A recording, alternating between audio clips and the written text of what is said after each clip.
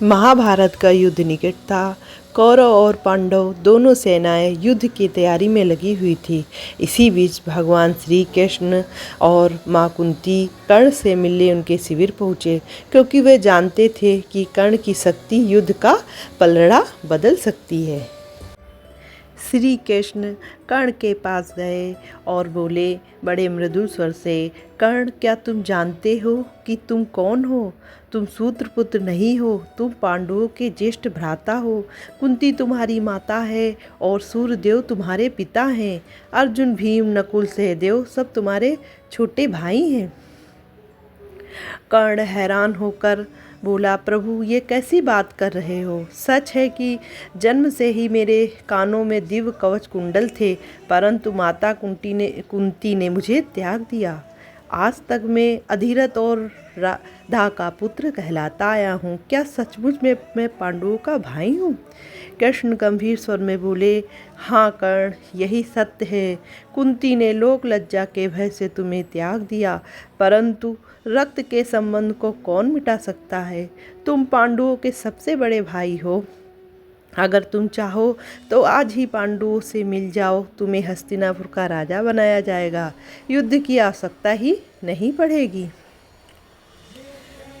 कर्ण ने भावुक होकर आंखों में आंसू लाकर बोले, प्रभु, मेरे जीवन का सबसे बड़ा सत्य यह है कि जब संसार ने मुझे सूतपुत्र कहकर अपमानित किया, तब केवल दुर्योधन ही था जिसने मुझे गले लगाया।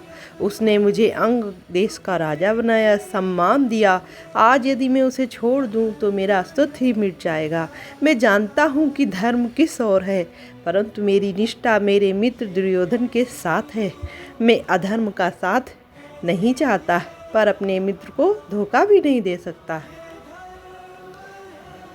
कृष्ण बड़े करुणा स्वर में बोले, कर्ण, मैं तुम्हारी निष्ठा का सम्मान करता हूँ, परंतु याद रखना, धर्म की विजय निश्चित है। तुम चाहे कितनी भी शक्ति रखो, परंतु अंततः अर्जुन के हाथों तुम्हें अपने प्राण गंवाने ही होंगे। यह युद्ध केवल तुम्हारे लिए ही त्रासदी लेकर आएगा। कर्ण ने कहा, प्रभु, मुझे सब ज्ञात है, परंतु यदि मुझे मरना ही है तो मैं मित्र के ऋण को निभाकर मरना चाहता हूँ। इतिहास मुझे भले ही ये धर्म के पक्ष में खड़ा बताए, पर ये भी कहेगा कि कर्ण मित्र में अडिग ही रहा। तब कुंती आंखों में आंसू भरते हुए कर्ण के पास आई, बोली, पुत्र कर्ण, मैं तुम्हारी माता हूँ। मेरी गोद से ही तुम्हारा जन्म हुआ था। आज मैं तुमसे याचना करने आई हूँ, अपने भाइयों का संहार मत करो, युद्ध में पांडवों के विरुद्ध मत खड़े हो। कर्ण ने कहा, माता, आपने मुझे जन्म दिया, परंतु त्याग भी दिया।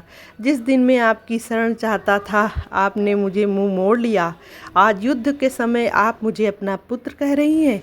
मैं आपका सम्मान करता हूँ, परंतु अब लौटना संभव नहीं है। हाँ, पर मैं एक वचन देता हूँ, युद्ध में आपकी गोद खाली नहीं होगी। 5 पुत्र आपके जीवित ही रहेंगे, अर्जुन, भीम, नकुल, सहदेव, और या तो मैं रहूँगा या तो फिर अर्जुन रहेगा। कृष्ण और कुंती के समझाने के बाद भी कर्ण अपने निर्णय के से नहीं हटा और अपने धर्म को सर्वोपरि माना, मित्र धर्म को।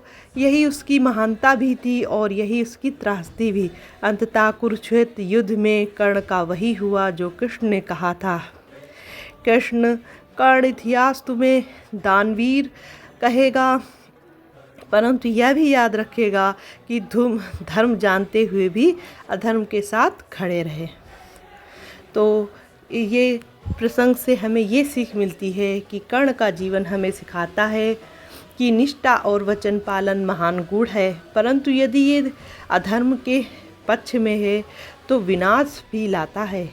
जहाँ धर्म है वहीं विजय है। जय श्री कृष्ण।